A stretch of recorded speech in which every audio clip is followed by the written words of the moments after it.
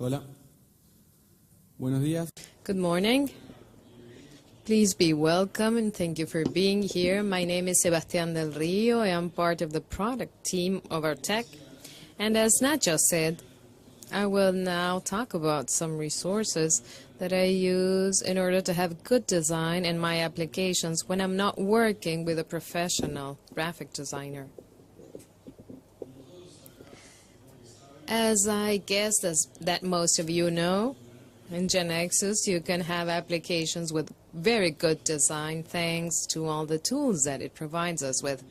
These are some of the ones I chose as an example, which thanks to the work with designers we've achieved good interface. But I want to talk about what happens whenever we don't have a graphic designer in our team, maybe because it's a concept test or some certain project, and we want to do the design of our applications ourselves. When I started doing this, in my case, it was a total disaster. This is my cow book, one of the first applets that we had for smart devices in GeneXus. Maybe you remember about this.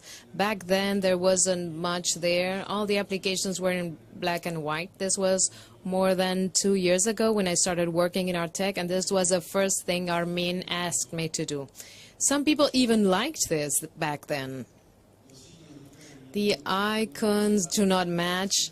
Every action that I was adding, I was trying to add icons separately, galleries, maps, favorites, but no icon was matching with the others.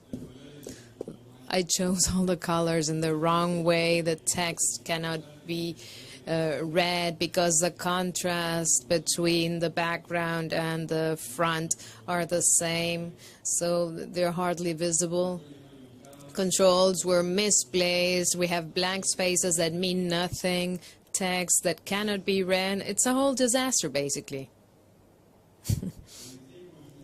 With time, I worked on the development of several applications. I learned 1 or 2 rules of basic designing, but I found different applications that helped me find whatever I needed in order to make better applications. This is a game which is one of the last ones I did. This is a game, I talked about this last year. I will now tell you about the tools that I'm using, more or less in the order that we will be needing them when developing applications. As Franklin said yesterday, the design is something that needs to be present throughout the whole development of the application, and you need to start with ideas. Same as when you program, you try to find ideas for what you want to use. If you want to use an API from geolocation, you will first need to have an example of how to use it. Same thing with design. I go to this page, patterns.com, where I can find many captures of different applications, most of them with very good design quality, and they are sorted by different categories. This is a bit long, but I just wanted to show you how wide the variety is. We have login screens, user profiles. You will also see configuration screens. The good thing is that when you see what's already been done, you know what controls you need to add to every screen, what priorities to give to each attribute, any type of ideas you will be able to find here. There are other applications. Patterns is the one I showed first. Then you have Behance, which is a place where you will find every type of materials from brochures to card designs, but there you can see whatever you want, maybe Android applications, iOS applications, there's a bit of everything. And this one is called like that, porn, and it's similar to the first one. It has categories sorted out by screen. It has less material, but it's very good indeed. Once we have the ideas, this is actually done sort of concurrently. I do this at the same time. We have to design the layouts for the applications in paper. Maybe you have heard that before programming applications, you should have paper mockups. in order to save time. So as not to work over the code, we first validate the prototypes by drawing. And I do this with this application, which is called Fluid UI, which is fluidui.com. Here you can have several projects. For each project, you define what the destination platform will be. It could be iPhone 5, Android, even Google Glass is included here. Yes, it's over there. So there's a bit of everything. This will change the screen sizes that you further add, the dimensions, and the controls that you have on the left. And they can also be changed after you started designing. You can choose controls for Android, iOS, 7, 6, web controls. In this case, I chose iOS, and it brings the backgrounds that those platform uses, pictures that I can further add to my mockups, and decide what screens I will be programming. This is the login that I'm adding, which is linked to another screen. Then I will be able to test this prototype in runtime. Then I will add a navigation bar, a list, maybe some tabs.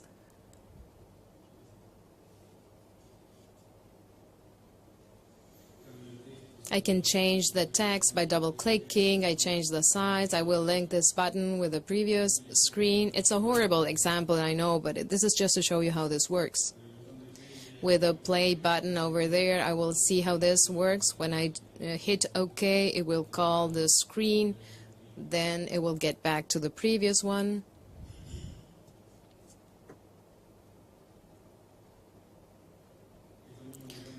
You can share this with your possible client, with your prospect, or with someone who's working with you by clicking share over there. You can also test this on a device without having programmed anything yet.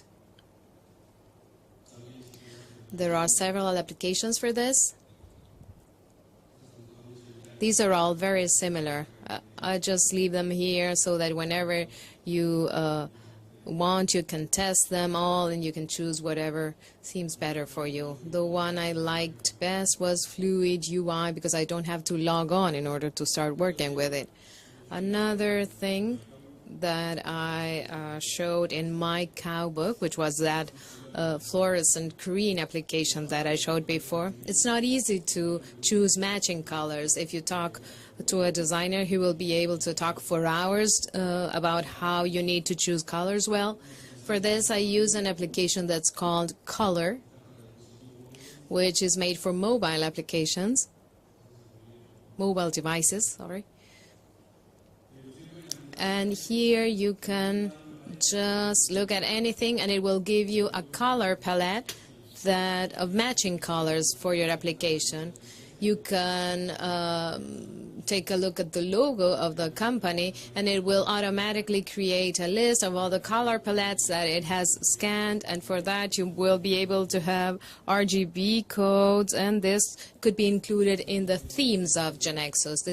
This also has a web application which is very similar to the smart devices one. Here you will see the color circle here with another set of smaller circles that you move, and then all the colors are combined. I don't really know what the smaller circles do, but here you can click on the button of the camera on top.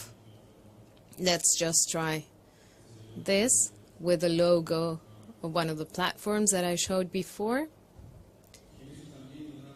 And GeneXus also gives us tools to take advantage of these color palettes.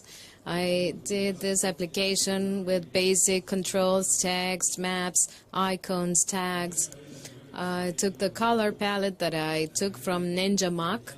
I loaded it into the theme for smart devices. I re-ran the application, and with just some minimum changes, I achieved this. I only touched theme colors, and already all these color palettes were defined in class properties, so the application changed.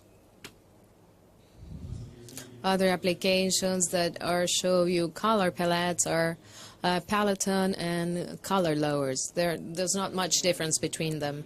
Something else you will need after you've made the design for the application are icons. Icons to represent different actions, tabs, buttons, etc. The icons can be obtained from the application icons8.com. Here you can search icons by name. For example, if I want to represent users, I can choose for what platform I want them. There are thousands of icons here, and if there's something that's not there, I know that you can ask for it. It might take a little bit to obtain it, but I know that you can do that. You can download it and then you load it onto GeneXus and then you use it. They also have an application for Mac where you can find all the icons on the web. You can choose for whatever platform you want them and in what size. You just drag and drop them, and you will have a black color with a transparent background. You cannot color it, but actually this is not necessary in GeneXus. We have added the rendering mode property for image type objects, and what this does is to indicate whether you need to color these icons or whether you need to leave them with their original color.